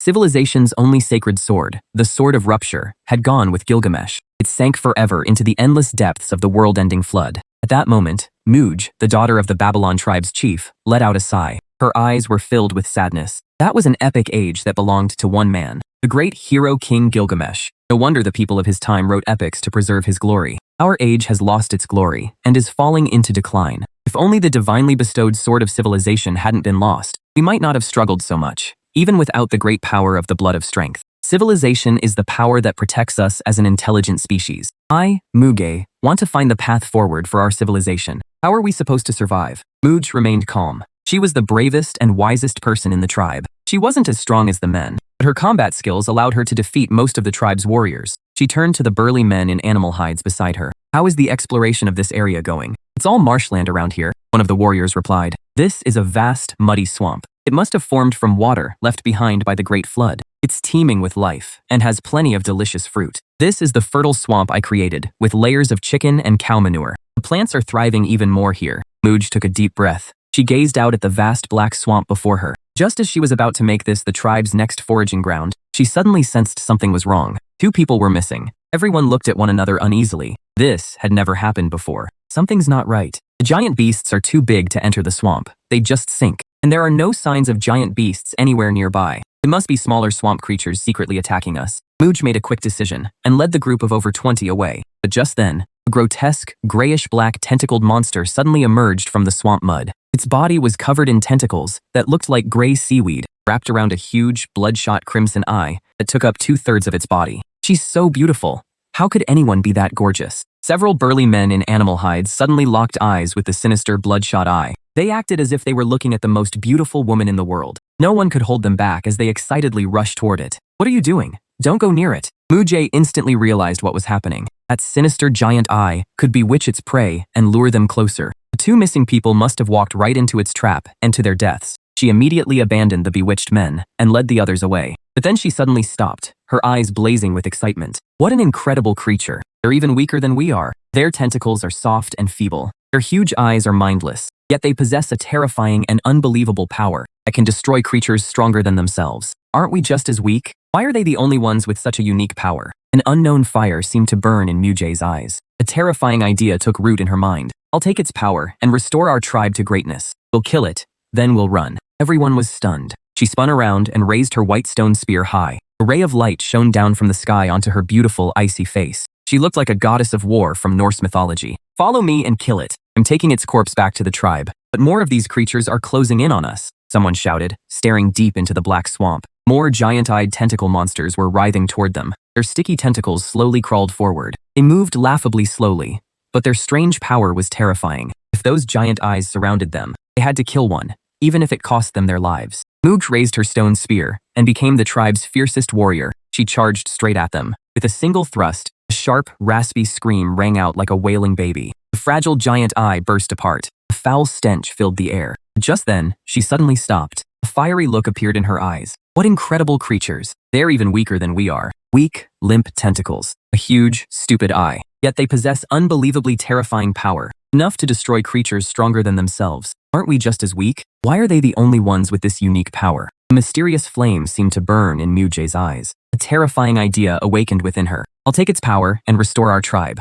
Kill it, then we'll escape." Everyone was stunned. She spun around and raised her white stone spear high. A beam of light fell from the sky, illuminating her beautiful, icy face. She looked like a goddess of war from Norse mythology. "Follow me! We'll kill it. I'm taking its corpse back to the tribe." "But more of these creatures are closing in on us," someone shouted, staring deep into the black swamp. More giant-eyed tentacle monsters slowly crawled toward them, their sticky tentacles writhing. They moved laughably slowly, but their strange power was terrifying. If those giant eyes surrounded them, they had to kill one, even if it cost them their lives. Mooj raised her stone spear and became the tribe's fiercest warrior. She charged straight at them. With a single thrust, a sharp, raspy scream rang out like a wailing baby. The fragile giant eye burst apart. A foul stench filled the air. It turned into disgusting, sticky fluid that splattered across Mooj's face. "Take it with us." She grabbed the corpse by a sticky tentacle with one hand and quickly turned around, but she found herself surrounded by 7 or 8 evil eyes, and her face went pale. "Follow me. We'll fight our way out." It was a brutal battle. Nearly all 30 members of the hunting party were killed. They could have escaped, but the delay got them surrounded. In the end, only 3 survivors escaped from that demon swamp, which seemed cursed by death. Everyone else was killed. Even a woman as strong as Mooj couldn't help breaking down in tears. Over the years, most of the tribe's brave men had died hunting giant beasts. Of the tribe's nearly 1,000 people, only 100 strong men remained. Now they had lost another third. They were on the brink of extinction. "But our people will die out sooner or later. We might as well risk everything." Mooj took a deep breath and looked at the evil eye's corpse. She hoped the creature they had obtained at such a terrible cost had evil blood they could use. Over the years, countless people had tried fusing with the blood of different giant beasts, hoping to gain the power of the hero king, just like Gilgamesh. But except for the God-given blood of power, every attempt ended in death. It seemed that only the blood of special creatures had any chance of working. Perhaps the blood of these special creatures could become another kind of blood of power. When Muj returned to the tribe with the few survivors, her father was devastated. Are you insane? Do you have any idea what you've done? The burly, middle-aged man in black animal hides stood above them, panting heavily. I'm not insane. We have nowhere left to run. Instead of waiting to die, we should risk everything. Another Gilgamesh could arise and lead our civilization to glory. This is our only way to avoid extinction. That's impossible. The chief slowly shook his head. Only the legendary blood of power bestowed by God can grant such great power, and certainly not a disgusting monster like this. Even if we gained its power, God would punish us. Power itself is neither good nor evil. Even someone with the glorious blood of power could become a tyrant, wield civilization's sacred sword, and challenge Almighty God. And someone with dark powers who remains good at heart could still use them to protect people. This creature is weaker than us, yet it has incredible power. If we could gain that same power, the chief fell silent, breathing heavily. This decision was more important than his own life. He suddenly looked down at his stubborn daughter and said in a choked voice, "But we don't have enough people left to test it on." For 200 years, generation after generation of brave chiefs had young people try to fuse with the blood of giant beasts. Generation after generation died trying, leaving our population so small. Muj took a deep breath.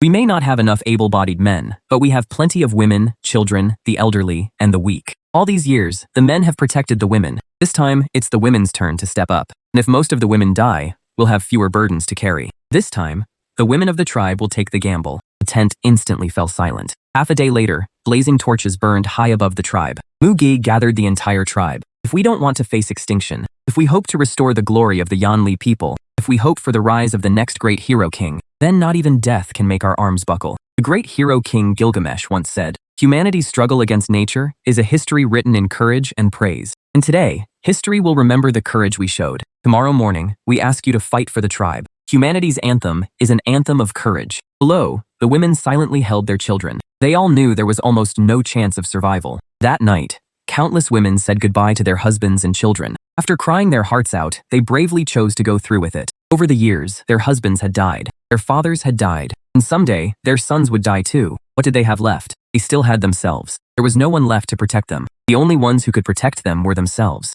This day was destined to be stained with blood and cruelty. Countless women bravely stepped forward to fuse with the evil eye's blood. More than 400 bodies were strewn across the ground. Corpses twisted in agony lay everywhere. But in the end, 3 women survived. Muga, and the other 2, Ceci and Shuangyin. The 3 of them were forever immortalized on an ancient stone wall, in a Babylonian mural. Amid the blood of countless suffering women, only 3 strong women stood atop the bodies, bathed in blood. The 3 gathered together, raising a massive, blazing torch high above their heads. Later generations called this sacred ancient mural the 3 Witches. They took up the torch of civilization. In the days that followed, these 3 great and determined women once again led their tribe's civilization forward. They developed a strange mental power. It was powerful, sharp, mysterious, and sinister, just like the evil eye. Gradually, they gained the power to stand against the giant beasts. They stayed in the rear and used their minds to disrupt the beasts, while warriors armed with stone axes fought on the front lines. But their immense mental power often made them lose control. Even when they were intimate with men, their excitement could accidentally overwhelm the men's minds and kill them. As a result, they all remained virgins, unable to be with men. They were lonely and aloof, and no one dared approach them. Muj had a strong sense of honor and duty. She led the tribe into battle, wielding a wooden staff against the giant beasts. Shuangyin was gentle and easygoing. She enjoyed leading the women in herding livestock, growing medicinal herbs, and treating the people. Circe, however, was different. She had been married, but accidentally killed her husband while they were intimate. But her desires were insatiable. Once she'd had a taste, she secretly used evil eye-like mental powers to seduce the tribe's men and indulge in passionate affairs. She often lost control and killed them. Men in the tribe began dying mysteriously. People cursed Circe behind her back. Circe held a grudge and used her mental power to curse any man who resisted her. They suffered splitting headaches and dark circles around their eyes. Circe the witch gradually became a symbol of evil and terror in the tribe. The other 2 could neither stop her nor join forces to kill her, because the tribe needed her power for protection. Under Circe's tyranny, women gained a much higher status. The 3 women became known as witches within the tribe, symbolizing power, evil, mystery, terror, and omnipotence. From that day on, the tribe entered an age of witches ruled by women. The spear of the sacred witch records, disaster struck the Babylon tribe, leaving few men, and the women drank the blood of the evil eye. 3 great witches emerged. Muj, the witch of war, ruled over chaotic warfare and glory. Circe, the witch of curses, ruled over chaotic desire and curses. Shuangyin, the witch of spring, ruled over the occult, medicine, and herding. I smiled. I had quietly waited for more than 3 days, which was more than 300 years in their world. At last, signs of recovery had emerged as they struggled to survive after the Great Flood. Someone had even managed to incorporate a second gene. They had chosen the evil eye, while Gilgamesh had incorporated the second gene, the termite gene, which gave him incredible strength. As for these women known as witches, they had incorporated the evil eye gene and gained mental powers. If that evil eye species hadn't appeared in the sandbox as the first extraordinary species, it might never have paved the way to extraordinary power. That giant-eyed evil eye was a real treasure. It had given me an incredible surprise. I sat by the courtyard gate, munching on an apple. Sure enough, figuring everything out on my own was far too difficult. It was better to draw on the collective wisdom of others. The truth was, the termite gene was too powerful. It required too large a blank gene segment. Ordinary people rarely had such large gaps in their genes. The evil eye gene, however, was much weaker. It required a smaller segment, so the chances of one being born were higher. 400 people died, and only 3 were born. But they were far weaker than Gilgamesh. They needed warriors to help them fight even ordinary giant beasts. Gilgamesh, on the other hand, could conquer the entire world by himself. Their use of mental power was still very basic. Even though they were studying witchcraft and herbal medicine, their progress was still too slow. After thinking it over, I went back inside and looked it up online. The West had yogic meditation, while the East had Taoist visualization techniques.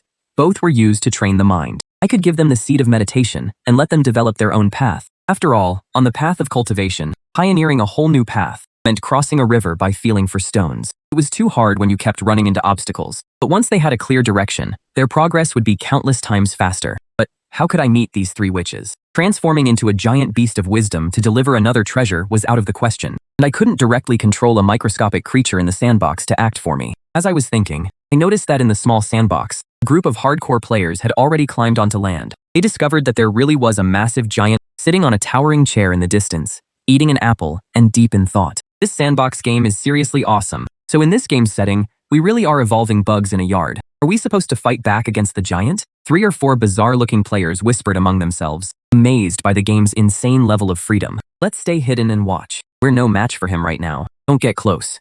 If he steps on us, we won't even get a chance to cry about it. The players hid in the woods along the coast, secretly watching me and pointing at me. What a bunch of clowns. Sitting in the yard, I watched a swarm of tiny ants in the distance whispering about me. They really thought I was the big boss. Knock, knock, knock. Someone was at the gate. Su Qing was here to deliver the food. Whatever. Time to eat. I stood up. Holy crap, it's an earthquake. He just stood up, that's all. Run. Don't let him step on you. Bizarre creatures fled in panic, racing across the ground. Behind them, a colossal giant towering into the clouds slowly approached. With a single step, he crossed 1,000 miles, easily stepping over their heads and heading off into the distance. When he came back, he was carrying a blue lunchbox. He sat back down and started eating. As I ate the home-cooked meal, I kept thinking, how could I pass the meditation technique on to the 3 witches of the Babylonian tribe? Just then, the players hiding in the woods cautiously came out again. They gathered in a circle. This boss even has cutscenes. He's eating. Let's play it safe and level up first. I was speechless as I watched these ants discuss how to defeat me. Then an idea suddenly hit me. That's right. The game, Evolution Sandbox. I could go through the player route. Once I evolved from a spore into a microscopic creature, I could enter the main sandbox. I could barely contain my excitement. Building the smaller sandbox had definitely been the right decision. But if I was going in myself, I had to clear everyone out first. The next second, an announcement appeared in front of every player. The game will go offline for emergency maintenance in 3 seconds. The announcement threw the entire sandbox into an uproar. Damn developers, 3 seconds notice is no notice at all. 3 seconds later, everyone's screen went black. Countless players ripped off their VR headsets, nearly smashing their equipment in anger. They had no idea that talking trash right in front of me was what gave me the idea. They only had themselves to blame. The forums were flooded with people cursing the developers, but that couldn't dampen their enthusiasm for the game. One of them was Akina Mountain Speedster. Chen Wenshan was still on the forum, analyzing how to deal with this thing. We could evolve a powerful neurotoxin. Then we could self-destruct, jump into his lunchbox, and get him to eat us. At the very least, we'd give him diarrhea. I'll evolve a highly poisonous species that looks like poop, with the poison hidden inside. I was dumbfounded. Last time, this guy wanted to poop on my head. Now he wanted to put poisoned poop in my food.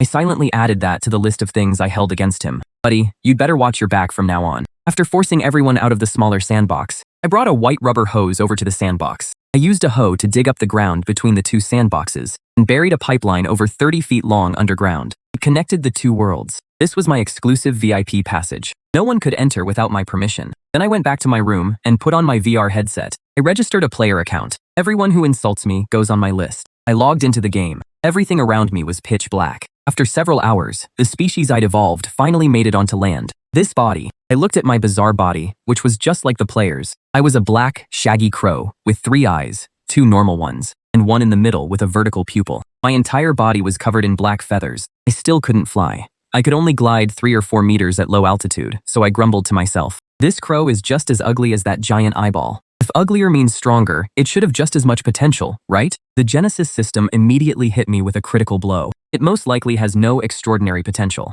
It's simply a deformed species created by a failed evolution. That was a crushing blow. But after thinking about it, it made sense. Every species evolves in its own unique way. The giant eyeball was a miracle born from countless coincidences. Something like it would be nearly impossible to recreate. Still, I wasn't asking for much. Being able to move was enough. I entered the secret passage connecting the 2 sandboxes. After traveling through a long, pitch-black tunnel, I gradually saw light up ahead. When I came to my senses, I was already in a dense forest. The trees were lush, and the ground was covered in greenery. Terrifying giant beasts roared and chased one another in the distance. It was a vast and magnificent primeval forest. I had finally entered my own sandbox. I strutted along on my 2 crow feet without a care in the world, heading straight for the Babylonian tribe. The Babylonian tribe's houses were neatly arranged, and the settlement had become quite prosperous. Although the 3 witches were far weaker than Gilgamesh, they could still barely fend off attacks from the giant beasts. Humans were in the middle of the giant beasts' food chain. They couldn't stand against the most terrifying beasts, but they were no longer easy prey. Once their survival was secure, they began reproducing at an incredible rate. A huge population meant that more witches would emerge. Deep in a lush mountain ravine outside the tribe, in a pool as beautiful as a dream, 3 beautiful women were bathing. More than 10 years had passed, and the 3 witches were now in their 30s. Among their people, who usually died of old age in their 30s or 40s, almost everyone their age had already passed away. Yet time seemed to have left no mark on them. They were youthful and fit, looking like girls in their teens. After Gilgamesh fused with a second gene, he lived for over 200 years. They were only in their 30s. Their long lives had barely begun. Mooj soaked in the crystal-clear spring water. She said lazily, "Another sister we grew up with died last night." Her hair had already turned completely gray. After all these years, I've finally realized that only the bond between the 3 of us will last forever. Everything around us changes, but we're the only ones who never grow old. You 2 are revered as Babylon's guardian deities, yet you're both alone. Don't you ever envy ordinary women who have husbands and sons? Circe, show me some respect. After seeing Circe fall all those years ago, they swore to uphold 3 ironclad laws for witches. First, before receiving the blood of the evil eye, a woman must be a virgin. She must never fall in love for her entire life. After becoming a witch, she must never have contact with any man. Third, never abuse your powers by using them against others. Circe was the perfect example of what not to do. Her mental power was simply too strong. It was so strong that if she lost control and let her emotions spill out, weaker men would die. For more than a decade, several men in the tribe mysteriously died every month. 4 more witches had emerged over the years, so they were no longer short on fighters.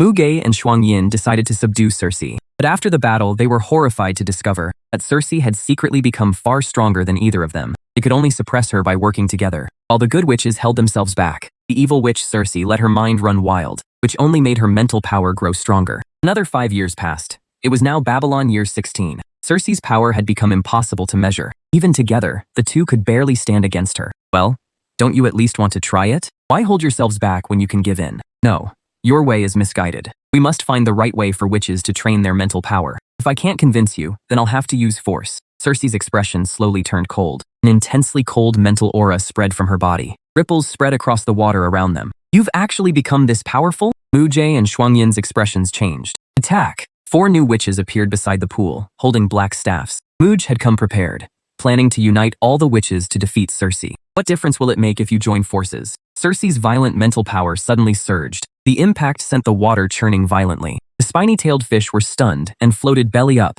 So this is the power of witches. A gentle voice suddenly rang out. It came from a strange creature they had never seen before. A black-feathered raven with 3 eyes. At some point, it had quietly perched in a leafy tree and was watching them. Who are you? The witches trembled in alarm. The area was surrounded by a mental field. No man could get close without being noticed. But for now, let's join forces and kill him. All the witches, including Circe, attacked at once. Their powerful mental attacks converged on a single point. Even the most terrifying beast would have died instantly. But when that power struck the 3-eyed black raven, nothing happened. How is that possible? The lead witch asked the raven in a dry, raspy voice. The same thought echoed in all their minds. What kind of power is this? This is the power of meditation, I said from my perch on the branch. Of course, it wasn't really the power of meditation. Their abilities relied on mental power. With the creator mainframe's help, they couldn't harm me. In reality, I was just an ordinary, deformed weakling. Who are you? This was the first time the witches had met an intelligent being, other than a human, that could speak. They thought of the ancient myths. Intelligent races other than humans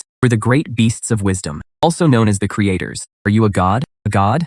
If that's what you believe, then I am a god. I am one of the intelligent races once created by the creator. Unlike you, I may be powerful, but I cannot reproduce. I am one of a kind. I was named Swanmo, the god of wisdom who rules over all living beings. You may also call me by my other name, Mochu. I have come to light the spark of civilization for the backward tribe of Babylon and bring you the truths of this world. What are the truths of this world? Truth is, every law that governs the world and the source of all power. Everything you see is part of the truth. I will teach the mortals of this world the three truths of meditation, alchemy, and witchcraft. Meditation, alchemy, and witchcraft. Everyone's expressions changed completely. Long ago, Gilgamesh was given 3 treasures of civilization. Now, they would receive the threefold knowledge of truth. We actually met a legendary god. It feels like a dream. First, meditation is the path to strengthening the mind. It will give you the foundation to become gods and put you on the path to becoming great beings like us. Second, alchemy is the mystical art of creating life and matter. It is the path to opening the gates of truth. All things in the world create and counter one another. Transforming one into another is the basis of alchemy. The secret of alchemy lies in how all things create, counter, and transform into one another. That is the basis of alchemy. All the secrets of alchemy are contained in the Trinity formula. One substance pleases another, while one substance counters another. One substance rules over another. They only half understood, but they listened in awe. Their faces were tense, afraid they might remember even one word wrong. Third, witchcraft is a wondrous power. It allows your mind to separate earth from fire and draw flame from the ocean. By following this principle, many extraordinary transformations will arise from that one substance. The three-eyed raven in the tree suddenly collapsed and fell to the ground. After saying all that, I left the raven's body, exited the Sandbox world, and logged off. I exited the game and took off my VR headset. Finally, I was done. I'd rehearsed it several times because I was afraid I'd get a word wrong. Acting isn't my strong suit. If it weren't for my illness, I never would have bothered memorizing those lines. Guiding the development of a civilization and playing creator without letting them realize how weak I am is a real headache. Seriously, someone as terrifying as Gilgamesh could crush me with one hand if he appeared before me at full size. Even the power wielded by the 3 witches was gained through countless deadly trials. It's a supernatural power far beyond my reach, and yet I have to fool them. Just thinking about it gives me a headache. I'm just an ordinary person. After logging off, I took a shower and restarted the miniature Sandbox game. Within minutes, almost every player was back online. They cursed up a storm as they dove back into the game, working hard to evolve new species, using an entire world to simulate civilizations in hopes of finding a cure for a terminal illness. I doubt anyone else in the world would try something this extreme. But this is a difficult path. The seeds have already been planted. Of the 3 fields of knowledge, I'm most excited about alchemy and its medicines and magical potions. It might lead to a cure for cancer, but alchemy only exists in myths, so making it a reality will probably be difficult. Meditation and witchcraft, however, should be possible. Yoga, meditation, Eastern Qigong, and inner observation all have similar ways of training the body and mind. There's no doubt they can strengthen the body, energy, and spirit. As for witchcraft, once their mental power becomes strong enough, they'll naturally discover all sorts of clever ways to use it. The preparations are complete. Now we'll see how far they can develop. It's just a shame there are still too few supernatural species. If there were more species like the Evil Eye, it could provide even more inspiration. I sighed and looked at the players. You guys had better put some effort into this. Instead of focusing on evolving species with supernatural potential, all these people think about are cheap tricks. Those bastards keep messing with me every chance they get. I'll have to find a way to squeeze everything I can out of you. Just then, Su Qing's voice came from outside the door again. Ling Chen, you promised to come to my class reunion with me. It's time to go. It took me a moment to remember. A trip into the city to clear my head might be nice. I changed into the new clothes I bought and strode outside. Damn, the giant's coming out again. Run. The attack titan is back. I've got 6 legs. I just need to run faster than the rest of you. A swarm of ants on the ground screamed and ran for their lives. It wasn't like I wanted to step on them on purpose. I was just thinking about how to make the most of this free, intelligent workforce. When I stepped outside, Su Qing was already waiting by the door on her electric scooter. We headed into the city and got a large private room upstairs at a mid-range restaurant. When I opened the door, I saw a lively group of young men and women eating and chatting around the table. The moment I walked in, the whole room erupted. Who's that? Did he walk into the wrong room? Su Qing stepped out from behind me, clearly pleased with everyone's reaction. This is my boyfriend, Ling Chen. He's so handsome. Now that's how you show off. Several girls crowded around me and started talking about me all at once. I sat there quietly. I knew Su Qing had brought me along just to show me off. Although I'd changed my face back to how it used to look, after 3 mass extinctions, far too many useless genes had been eliminated. My body was already approaching its perfect form. There was no hiding my otherworldly presence. A few hostile-looking guys came over and tried to get me drunk. I accepted every drink they offered. I'd been working for years. I'd seen it all. Those naive young guys didn't mean any real harm. But with my current body, it was almost impossible for me to get drunk. After I drank 3 or 4 of them under the table, no one else dared to try. After dinner, we went out for karaoke. I sat on the couch in the private room, quietly scrolling through my phone. I was waiting for Su Qing to finish singing so I could take her home. But then I casually glanced at a few guys nearby. To my surprise, they were watching a live stream of spore evolution. This is unbelievable. The possibilities really are endless. It must be using something like a supercomputer to simulate evolution in real time. This player is such an idiot. Even I could do better than him. I really wish they'd launch an open beta. Not a chance. Experts say there won't be a large-scale open beta. The virtual reality world takes way too much computing power. In reality, player capacity wasn't an issue at all. This wasn't a virtual world. It was a real one. It didn't need servers to simulate its evolution. The number of players was determined entirely by my will. This game is seriously hardcore. Those 100 players are awful. All they create are freaks. They should leave it to the professionals. A nearby student majoring in evolutionary biology watched with envy. If I played, I'd definitely evolve a scientifically sound species. Let a professional handle it. I was startled for a moment. His words were a real wake-up call. Now I knew exactly what I needed to do. I took the girl out to clear her head, and this trip was definitely worth it.